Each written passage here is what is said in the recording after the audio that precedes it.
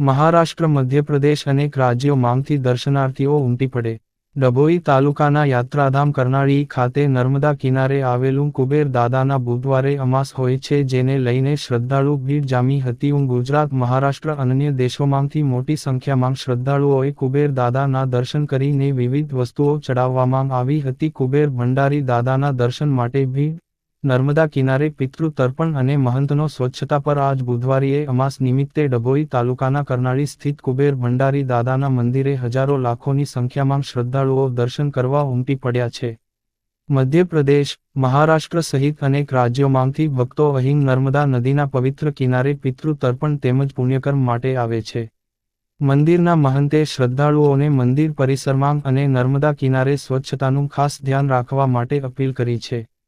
તેઓએ જણાવ્યું કે, આ પવિત્ર સ્થાનની સુંદરતા જાળવવી આપણા સૌની ફરજ છે.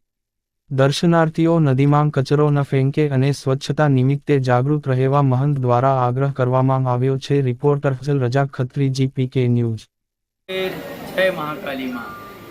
आज अमावस्या का दिन है। सर्वपितृ अमावस्या के रूप में मनाया जाता है।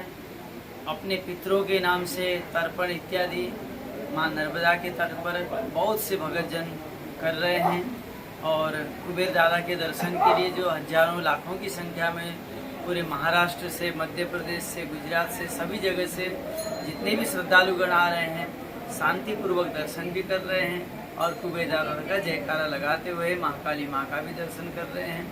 साथ में कुबेर दादा का भोजन प्रसाद की भी व्यवस्था है, डॉक्टरों की भी व्यवस्था है।